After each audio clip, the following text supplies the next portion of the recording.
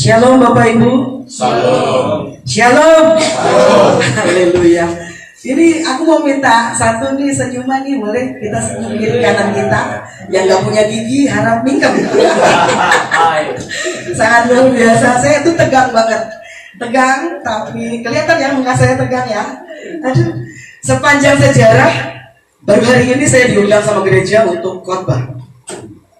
Biasanya saya dipanggil itu untuk doain orang, untuk kesaksian, tapi hari ini biarlah saya nggak mau pakai nama saya, tapi saya mau bawa nama Tuhan. Amin.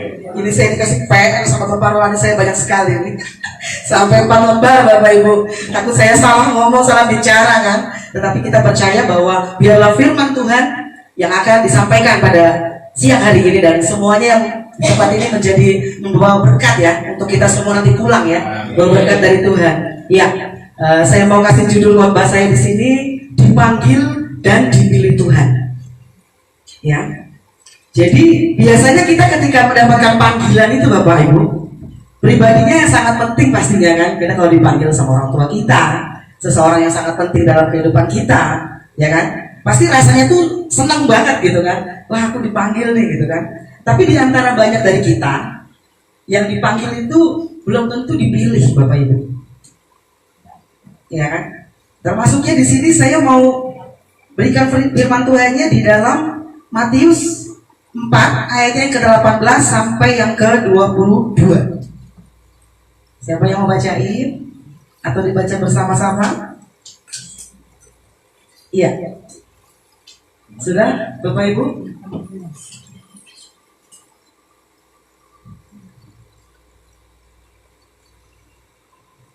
Matius 4 ayatnya ke-18 sampai ke-22. Yesus memanggil murid-murid yang pertama. Dan ketika Yesus sedang berjalan menyusur danau Galilea, ia melihat 2 orang bersaudara, yaitu Simon yang disebut Petrus dan Andreas saudaranya. Mereka sedang menebarkan jala di danau, sebab mereka penjala ikan. Kemudian Bapak Ibu boleh lanjutkan yang ke-19. Yesus berkata kepada mereka, "Mari ikutlah aku, dan kamu akan kujadikan penjala manusia." Lalu mereka pun segera meninggalkan jalannya dan mengikuti dia. Dan setelah Yesus pergi dari sana, dilihatnya pula 2 orang bersaudara, yaitu Yakobus anak Zebedeus dan Yohanes saudaranya, bersama ayah mereka Zebedeus sedang membereskan jalan di dalam perahu. Yesus memanggil mereka, dan mereka segera meninggalkan perahu serta ayahnya lalu mengikuti dia. Bapak Ibu, satu ketika saya akan bersaksi di sini tentang bagaimana Tuhan memanggil saya. Saya bukan orang sekolahan yang seperti orang-orang di sana yang sekolahnya bisa sampai S1, S3, S-tung-tung, S-dung-dung ya Bapak Ibu. Saya SMP saja tidak lulus Bapak Ibu. Saya dari Jawa Barat, dan Tuhan memanggil saya itu melalui hal-hal yang sangat luar biasa. Saya sekolah cuma sampai SMP kelas 2. Bahkan seluruh sekolah pun saya sudah tidak kuat lagi untuk menempuh pelajaran. Kelemahan saya itu di saat untuk saya berpikir, saya itu paling tidak bisa berpikir, Bapak, saya nggak mau sekolah. Kenapa? Nggak kuat. Pikiran saya mau sekolah nggak kuat. Saya mau berhenti aja. Terus mau kemana? Langsung saya masuk dari pondok ke pondok pesantren, saya masuk di sana. Saya tinggalkan rumah saya untuk saya boleh masuk ke pondok dan ke pondok. Apa yang saya cari Bapak Ibu? Saya cuma cari Tuhan. Disuruh mencari Tuhan. Nah, Tuhan yang seperti apa yang harus saya cari? Apakah mereka terlihat gitu kan? Saya nggak tahu Tuhan yang seperti apa yang saya cari. Saya pikir ketika saya masuk dalam pondok ke pondok itu saya bisa ketemu Tuhan. Ternyata enggak Bapak Ibu. Saya tidak ketemu apa-apa. Selesai saya membaca firman sampai selesai, sampai 4 kali saya hatam Al-Quran, saya tidak menemukan ada Tuhan di sana. Kemudian saya pergi lagi dari situ, saya cari lagi Tuhan, sampai benar-benar Tuhan itu berjumpa dengan saya di satu kota, yaitu kota Solo. Bukan dengan panggilan itu, bukan dengan saya lagi sedang baik-baik saja Bapak Ibu, lagi sedang di bawah, lagi sedang di titik terendah saya. Pernikahan saya 1 tahun dengan suami saya ini, Pak Eko, kami diizinkan berpisah pada hari itu. Saya nggak tahu lagi saya mau kemana, saya nggak tahu lagi harus mencari siapa. Tapi saya diizinkan untuk mencari Tuhan. Saya masuk di sebuah gereja. Saya pikir itu keluarga Allah gitu kan. Saya mau masuk ke 1-2 masjid gitu. Ternyata kok ada suara puji-pujian. Ini apa gitu. Ternyata 1-2 gereja Bapak Ibu. Saya masuk di sana, bahkan saya jarang pulang ya. Saya pokoknya duduk di sana, saya cari Tuhan. Dan ternyata apa Bapak Ibu? Dalam 1,5 bulan suami saya kembali. Padahal beliau ilmunya banyak sekali Bapak Ibu. Ratusan ilmu. Dan ketika beliau berjumpa dengan saya, dia bilang, selamatkan aku juga. Saya bilang, bagaimana caranya menyelamatkan gitu kan? Saya bukan Tuhan, kamu gak usah sama aku lagi. Aku sudah ikut Yesus. Aku bilang gitu. Selamatkan aku juga. Dan bersyukur pada hari itu kami dikenalkan oleh hamba Tuhan yang sangat luar biasa, yang hari ini menjadi ketua BPD kita, jantan Bapak Eko Kencoro. Beliau melayani saya dan Mas Eko, sehingga saya menjadi yang seperti sekarang itu pun karena didikan beliau. Saya tetap menghormati beliau sampai saat ini. Tetapi memang kami beda visi, akhirnya pokoknya tetap di jalan Tuhan, intinya seperti itu. Saya sudah merdeka, tidak ada permasalahan intinya sampai sekarang. Tapi itulah background kami, background yang tidak baik, background yang dari gelap, background yang bukan anak Tuhan, yang tidak punya agama, tidak punya pegangan Bapak Ibu. Saat itu benar-benar gelap, saya merasa itu, saya pengennya mintanya mati. Setiap hari doa mintanya mati. Kenapa hal itu bisa terjadi sama saya? Nggak ada lagi sukacita. Hidup sendirian, anak nggak punya. Di sini saya cuma hanya ikut suami saya, tapi suami saya meninggalkan saya. Tapi ketika Tuhan bertata di hati saya menerima Tuhan Yesus sebagai juru selamat di dalam hidup saya bilang, saya udah nggak butuh apa-apa lagi Tuhan. Jadi waktu ketika saya dibaptis Bapak Ibu, saya pikir saya mati gitu kan. Ternyata saya gelagapan gitu, oh saya hidup lagi tuh ternyata. Saya pikir saya sudah mati gitu kan. Udahlah Tuhan, aku udah ketemu sama Tuhan. Wis pokoknya aku nggak apa-apa wis. Jadi saya duduk di kolam baptisan, saya bilang, Tuhan, saya nggak mau jadi orang Kristen yang biasa seperti orang Kristen lakukan, ke gereja tiap minggu pulang. Karena saya biasanya ibadah 5 waktu, saya rajin. Saya nggak mau jadi orang Kristen yang seperti itu. Saya menantang Tuhan Bapak Ibu. Di kolam baptisan itu saya menantang Tuhan. Saya nggak mau jadi Kristen yang begitu. Itu pun kalau orang Kristen ingat ibadah, kalau enggak lupa. Dan ternyata Bapak Ibu, ketika sudah hidup di dalam Tuhan, ketika hembusan nafas kita Bapak Ibu, di situ kita bisa memuji Tuhan.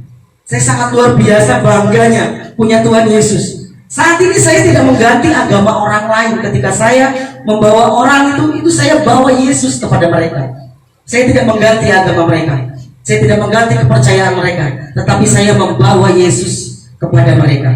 Dengan cara apa? Dengan cara membawa bahasa ibu.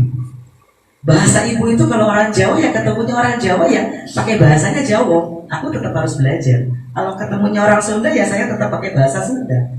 Saya bisa menyelamatkan mamah saya sendiri melalui Alkitab yang dikasih, yaitu bahasa Sunda Bapak Ibu. Jadi mama mau baca bahasa ini. Apa ini? Dia baca semua. Dan akhirnya mama saya percaya Tuhan Yesus. Beberapa tahun yang lalu saya bawa ke Solo, mama percaya sama Tuhan Yesus. Mama sembuh dari sakitnya. Itu selain mama saya masih banyak lagi orang-orang yang di luar sana yang terpanggil jiwanya sama seperti dengan saya. Saya pikir Bapak Ibu dipanggil itu dan dipilih itu pergi bangun gereja, ya kan? Jadi orang Kristen yang baik, bangun gereja, selesai. Saya pikir itu, karena saya bukan lahir dari orang kesekolahan Bapak Ibu. Saya nggak tahu apa-apa. Jadi ketika sudah dibaptis, saya mendapatkan kesempatan untuk sekolah penginjilan di Bandung. Namanya Scripture in Use. Di situ banyak guru-guru dari luar negeri semua. Ada 9 atau 10 guru dari berbagai negara, termasuknya saya ada di sana. Itu tersebutnya namanya Jawara Sunda. Ya, ada ratusan orang. Satu ketika saya duduk paling ujung. Saya jiwa baru dibaptis, nggak tahu apa-apa, dapat akomodasi ke sana. Nyampe di sana, Bapak Profesor bilang, siapa yang tahu firman maju? Saya maju, paling depan saya maju, nyampe sini semua pada ayat. Ibu ayatnya apa? Nggak tahu. Lah, saya diketawain satu kelas Bapak Ibu. Termasuk saat ini kan Bapak Ibu nggak tahu. Tapi ada satu profesor yang punya gelar 9 mengatakan, kalian di sini semua sudah tertata. Ada yang sekolah dari Singapura, dari Belanda, dari mana, kalian semua sudah tahu firman Tuhan. Tapi kalian percaya, ibu ini punya hati yang mau. Ibu ini mengangkat tangannya, walaupun dia tidak tahu apa yang akan dia lakukan. Berikan standing applause untuk wanita ini. Satu ketika saya bilang, kenapa Tuhan, tak pikir malu aku diketawain ini. Saya cuma punya hati yang mau Bapak Ibu. Saya tahu, saya sadar di mana saya nggak sekolah, Tuhan panggil saya. Kenapa kok Tuhan kok panggil saya? Karena masih banyak orang-orang yang pintar, orang-orang yang sekolah STT. Bahkan Bapak Ketua Sinode kami berbicara, Bu Maria, banyak orang yang sekolah sampai ke Amerika. Mereka sudah mendapatkan gelar kependetaan itu, tetapi mereka tidak mengerjakan pekerjaan Tuhan. Tetapi ibu yang tidak sekolah, setiap hari, setiap detik, 24 jam, ibu tidak pernah berhenti untuk menyelesaikan pekerjaan Tuhan. Bapak Ibu tahu apa sih sebenarnya isi hatinya Tuhan, Bapak Ibu? Saya pernah katakan ini, satu pertanyaan ini saya berikan sama anak rohani saya yang lagi sekolah STT. Apa isi hati Tuhan? Apakah kamu tahu? Ketika saya berbicara seperti itu, dia bilang, Ibu, saya seorang public speaking, tapi di depan Ibu saat ini saya berbicara, saya tidak bisa berbicara lagi dengan satu pertanyaan yang Ibu kasih. Saya mau dimentoring sama Ibu. Saya bilang, isi hati Tuhan hanyalah jiwa-jiwa Bapak Ibu. Hanyalah jiwa-jiwa yang terhilang, jiwa-jiwa yang rindu, yang haus akan Tuhan. Lantas siapa sih orang yang dipanggil? Apakah orang yang malas-malas? Apakah orang yang gak percaya Tuhan aja yang dipanggil? Saya mau berikan tiga yang Tuhan berikan di dalam khotbah saya ini. 3 yang Tuhan berikan, siapa aja yang dipilih oleh Tuhan, Bapak Ibu. Yang pertama, orang itu mau merespon panggilan Tuhan. Seperti hamba-hambanya yang saat ini boleh ikut sama saya. Mungkin saya gagal mendidik mereka karena saya tidak punya sekolah yang tinggi. Tetapi saya percaya mereka tidak akan pernah gagal untuk berbuat sesuatu yang saya buat. Amin. Mereka pasti akan meniru gaya orang tuanya yang seperti ini nih, orang tuanya apa adanya, sama seperti Paulus Bapak Ibu, apa adanya dia terbuka, dia tidak mau tutup-tutupi. Itulah saya Bapak Ibu. Kita mau respon seperti firman Tuhan yang tadi kita kasih tahu ya, mari ikutlah aku, akan kujadikan penjala manusia. Pikir saya tuh, apa penjala manusia ini? Saya masih belum ngerti penjala manusia itu apa. Oh, ketika itu Tuhan Yesus memberikan itu sama Petrus sih Bapak Ibu ya. Petrus itu penjala ikan, dia lagi kerja, bukan lagi diam-diam aja. Petrus itu seorang yang pekerja. Dia merespon panggilan Tuhan. Selain dia itu kuat bekerja, dia merespon panggilan Tuhan Bapak Ibu. Sama, saya pun mau merespon panggilan Tuhan itu. Dan kita semua merespon panggilan Tuhan. Amin. Nah, penjelasannya di sini adalah mereka segera, yaitu artinya merespon cepat. Tanggapannya tidak berlambat-lambat. Kose, ada jiwa nih yang mau dilayani. Kose ya, sisok. Tahu-tahu Bapak Ibu, besoknya orang tersebut sudah meninggal. Bagaimana kita? Yang barusan tadi bilang, nanti dulu. Aku mau, aku ini. Jadi kalau misalkan, ayo hari ini, sekarang. Makanya anak-anak mau jam 3 pagi pun, ayo pelayanan, gas mami. Jadi mereka merespon, karena mereka tahu orang tuanya suka merespon. Makanya untuk hari itu saya ditaruh di depan rumah sakit itu bukan suatu yang kebetulan. Ditaruh di depan rumah sakit itu ya karena Tuhan tahu saya sukanya itu mendoakan orang-orang Bapak Ibu, orang-orang yang sakit, orang-orang yang jatuh, orang-orang yang butuh Tuhan. Kemudian yang kedua, selain merespon dengan cepat, yaitu orang yang rajin Bapak Ibu. Sangat luar biasa ketika engkau mendengar panggilannya. Jangan pernah menunda-nunda atau mikir, ya kan? Kita merespon panggilan Tuhan. Supaya apa? Supaya kita lebih bertumbuh. Kita harus melihat sekitar kita, Bapak Ibu. Enggak cuma hanya keselamatan milik kita sendiri. Keselamatan itu ada di tengah-tengah kita, mungkin kiri kanan kita, ya kan? Orang-orang yang belum percaya itu banyak, orang-orang yang belum mengenal Tuhan itu banyak. Nah, untuk itulah Tuhan memanggil kita yang mau bekerja keras. Yang pertama, yang kedua, orang itu cepat, responnya cepat, Bapak Ibu, rajin, cekatan. Orang itu mau, ayo gas, berangkat sekarang. Nggak pikir seperti tadi Kak Tiwi ya, luar biasa. Punya uang 5.000, Mami, ayo kita berangkat. Aku juga nggak tahu kamu punya uang. Tahu-tahu itu KAI itu ada isinya, Bapak Ibu.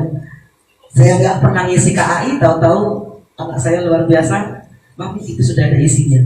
Dan saya nggak tahu kapan beliau ngisi. Yang jelas kartu itu untuk saya berangkat, saya bisa sampai ke tempatnya. Jadi itulah kita tidak pernah mikir-mikir lagi bagaimana pelayanan. Tapi balik lagi, orang yang tidak pernah satu visi dengan saya nggak akan bisa, nggak akan mau berani. Saya spekulasi kayak Bu Maria, saya nggak berani. Kita pasti mikir dulu bagaimana harusnya berbuat apa, udah. Nah, kalau saya panggilannya memang seperti ini. Jadi merespon cepat, gerak cepat, ayo berangkat, ayo sekarang. Kalau bisa dijangkau sekarang, sekarang. Itu Bapak Ibu. Jadi Tuhan menebarkan jalannya melalui ayat 18 tadi adalah orang yang mau rajin. Kemudian kita membaca lagi firman di Roma 12 ayat yang ke-11, Bapak Ibu. Boleh saya minta jadi bacain?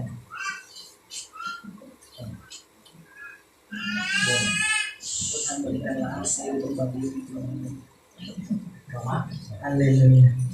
Ya, kita semua bisa merasakan berkat Tuhan ya. Iya. Berdiri. Firman di dalam Roma 12:14. Sama tidaknya kerajaan timur dapat rohnya dalam bayar lagu. Amin. Bapak Ibu pernah tahu lagu ini, Bapak Ibu? Biarlah rohmu menyala-nyala dan layanilah Tuhan. Biarlah rohmu menyala-nyala dan layanilah Tuhan. Haleluya. Jadi biarlah kita menyala terus untuk melayani Tuhan. Kita tahu Bapak Ibu bagaimana kita itu mau menyala-nyala kalau kita itu gak lemas. Biarlah rohmu. Jadi kita harus isi dulu diri kita dengan apinya Tuhan. Sehingga siapapun yang kita temui di luar, orang itu akan merasakan kasihnya Tuhan melalui kehidupan kita, Bapak Ibu. Amin. Nah, orang yang ketiga adalah orang yang memprioritaskan Tuhan. Jadi di sini adalah mereka yang segera meninggalkan perahu serta ayahnya lalu mengikuti dia. Ayat 12 tadi ya Bapak Ibu. Orang yang memprioritaskan Tuhan itu seperti apa Bapak Ibu? Apakah hanya duduk diam, berdoa, duduk diam di dalam kamar terus hanya kepada Tuhan saja, nggak mau kerja, atau bagaimana Bapak Ibu? Jadi memprioritaskan Tuhan itu yang di pikiran kita cuma hanya schedule-nya Tuhan. Bekerja pun dengan membawa nama Tuhan. Siapa bilang di kerjaan tidak bisa membawa nama Tuhan? Orang tak pikir pelayanan hanya di gereja Bapak Ibu. Tidak.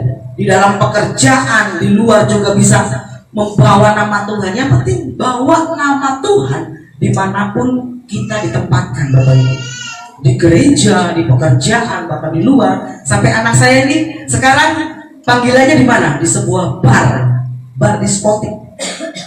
Dan Colomadu ada namanya bar Suga. Disitulah anak saya berjaga-jaga di sana. Satu lagi kemarin beberapa bulan kita membaptis ya, satu orang. Sekarang malah 2 orang yang Tuhan taruh orang damai. Saya bilang orang damai. Beliau adalah orang damainya Tuhan. Orang yang tidak percaya Tuhan, orang yang hidupnya berantakan, sama seperti saya itu. Orang yang benar-benar udah gelap, tapi mereka bawa terang di tempat yang gelap. Amin Bapak Ibu. Jadi menjaga jiwa bukan hanya di tempat yang terang saja. Tempat yang gelap pun kita harus datangin. Kemanapun kita harus datangin. Makanya kalau saya kemanapun saya pokoknya berangkat. Tuhan nggak tahu kemana Tuhan mau panggil saya berangkat. Termasuknya yang kemarin ke Jogja, tetap saya akan berangkat. Jadi itulah orang yang prioritaskan Tuhan. Apa-apa pokoknya kita harus tanya Tuhan dulu, minta konfirmasi dari Tuhan. Benar nggak Tuhan ini suruh aku?